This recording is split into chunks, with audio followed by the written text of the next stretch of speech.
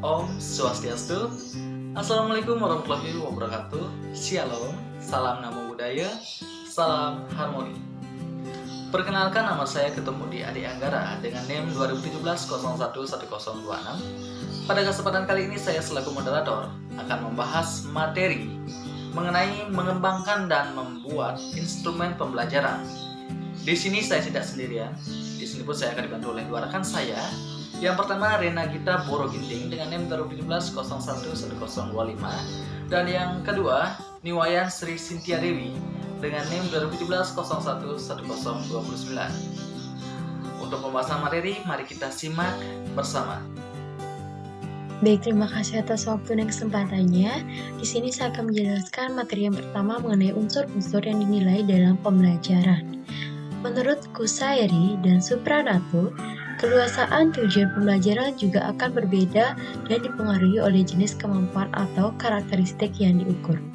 Dominan yang lazim digunakan dapat dikaitkan dengan tujuan pembelajaran dalam kognitif, afektif, dan psikomotor. Ketiga, dominan ini biasanya secara hierarkis dan memiliki cakupan level berbeda serta mencerminkan kompleksitas yang berbeda. Kemudian untuk materi selanjutnya yaitu pengembangan alat evaluasi tes dan non-tes. Yang pertama, evaluasi tes. Tes merupakan alat penilaian yang memiliki prosedur sistematis yang tersusun dari berbagai pertanyaan. Pertanyaan dan tugas yang harus dikerjakan oleh peserta didik untuk mengetahui karakteristik peserta didik.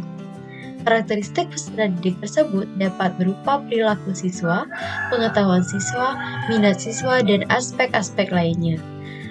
Kegiatan pengetesan akan menghasilkan sebuah hasil tes.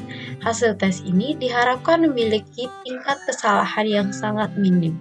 Dengan kata lain, hasil tersebut bersifat sahih, valid, dan andal. Menurut Mardavi, ada 9 langkah yang harus ditempuh dalam menyusun tes hasil prestasi belajar yang baku seperti berikut.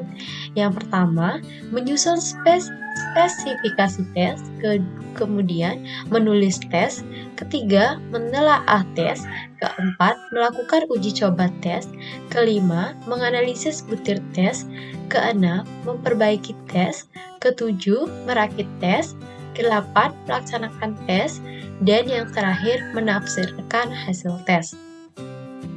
Kemudian selanjutnya ada evaluasi non-tes. Hamzah menyatakan bahwa instrumen non-tes adalah instrumen untuk melakukan penilaian dalam memperoleh gambaran mengenai karakteristik, sikap, atau kepribadian peserta didik, minat, sikap, kemauan, tanggapan atau pandangan siswa terhadap pembelajaran. Instrumen non-tes digunakan untuk mengetahui aspek afektif anak.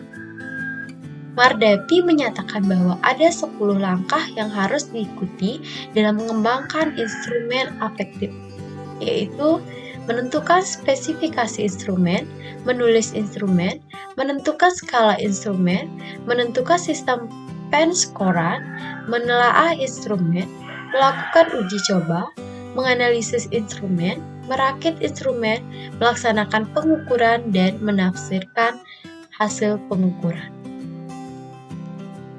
Kemudian, materi selanjutnya yaitu menentukan tujuan penilaian. Perencanaan adalah konsep dasar setiap kegiatan, termasuk evaluasi pembelajaran. Melakukan sesuatu tanpa perencanaan dalam halnya dengan orang buta berjalan tanpa tongkat. Dia bisa nyasar atau bisa pula tepat sasaran. Evaluasi dengan perencanaan yang matang akan menghasilkan hasil yang berbeda dengan proses evaluasi tanpa perencanaan.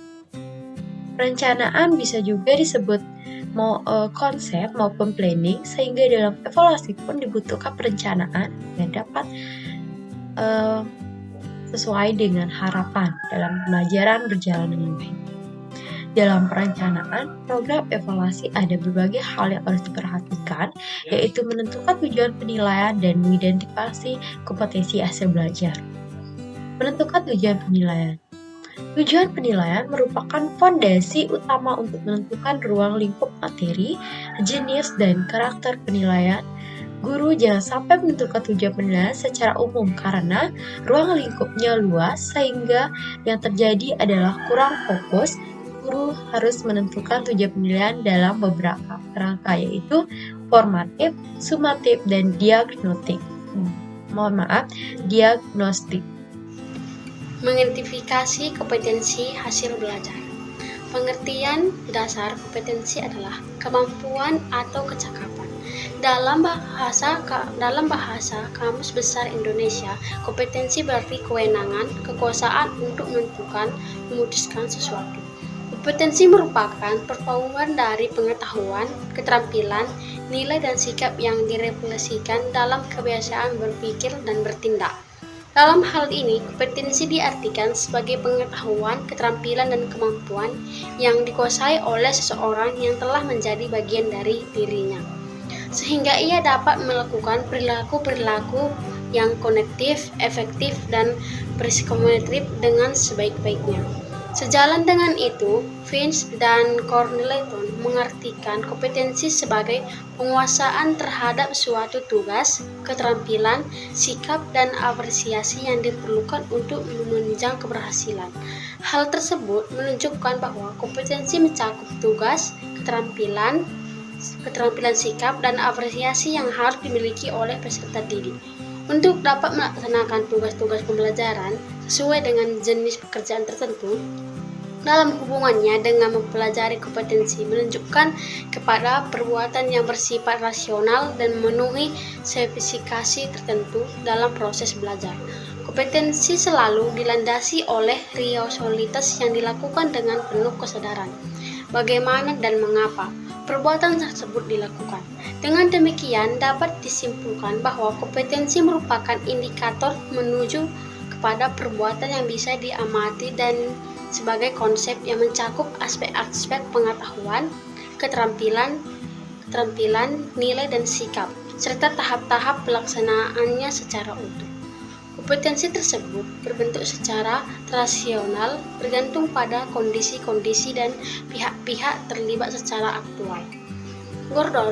Gordon menjelaskan beberapa aspek terkandung sebagai berikut. 1.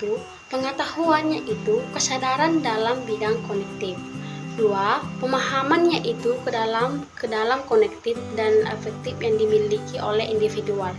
3. Kemampuan atau skill adalah suatu yang dimiliki oleh individu untuk melakukan tugas pekerjaan yang diberikan kepadanya. 4. Nilai suatu standar perilaku yang telah diyakini dan secara psikologis telah menyatu dalam diri seseorang. 5. Sikap yaitu perasaan senang tidak senang, suka tidak suka, atau reaksi terhadap suatu rangsangan yang datang dari luar. 6. Melihat kecenderungan seseorang untuk melakukan sesuatu perbuatan.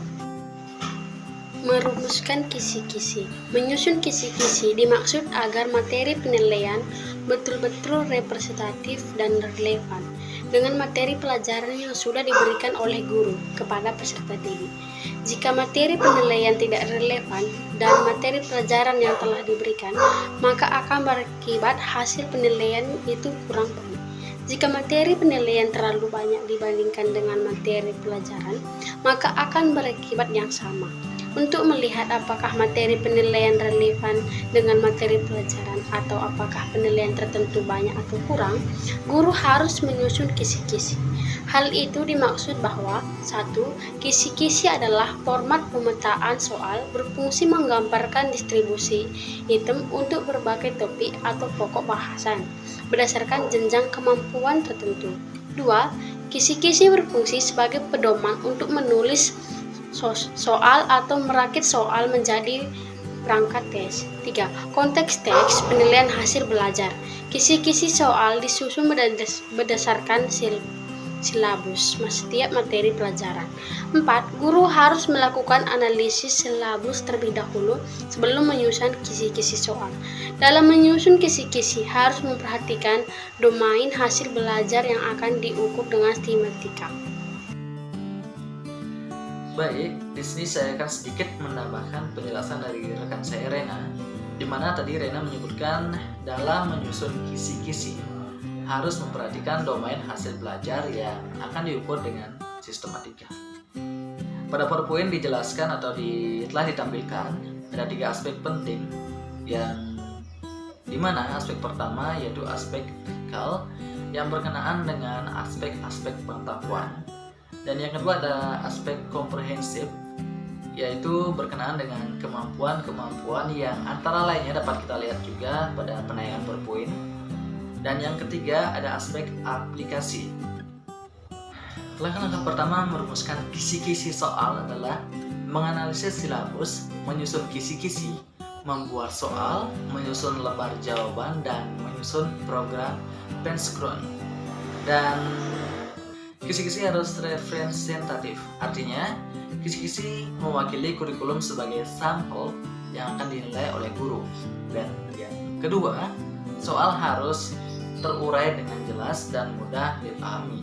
Dan yang ketiga, soal harus sesuai indikator. Dalam kisi-kisi terdapat 2 komponen utama, yaitu komponen identitas dan komponen matriks.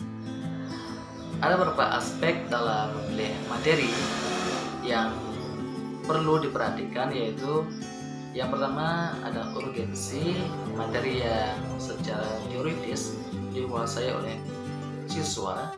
Yang kedua ada kontinuitas, guru memilih materi yang berkesinambungan dari materi sebelumnya.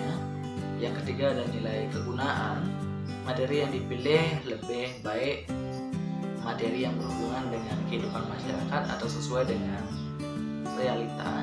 Dan yang terakhir ada relevansi, di mana materi yang dipilih berupa pokok bahasa yang berkaitan dan diperlukan untuk mempelajari atau memahami bidang studi lain.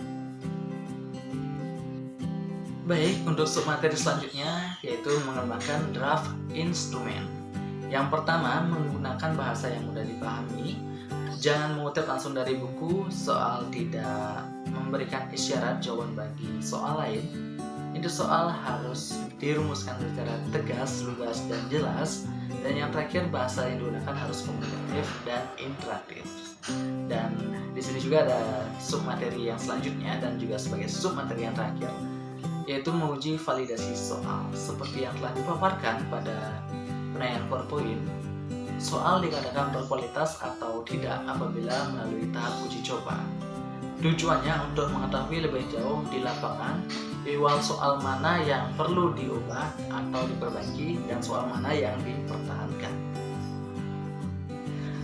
Baik, pada akhirnya dapat saya simpulkan materi hari ini, yang dimana domain yang lazim digunakan dan dikaitkan dengan tujuan pembelajaran dalam kognitif, efektif, dan psikomotor, di mana ranah kognitif berkenaan dengan hasil belajar intelektual, ranah efektif berkenaan dengan sikap, dan ranah psikomotor atau psikomotorik berkenaan dengan hasil belajar, keterampilan, dan kemampuan bertindak.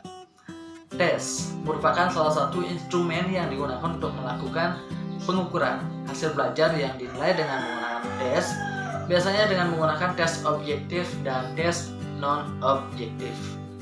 Dan penilaian merupakan salah satu usaha mengumpulkan dan menafsirkan berbagai informasi secara sistematis, berkala, berkelanjutan, dan menafsirkan berbagai informasi secara sistematif, berkala, berkelanjutan, menyeluruh tentang proses dan hasil dari pertumbuhan dan perkembangan yang telah dicapai oleh anak.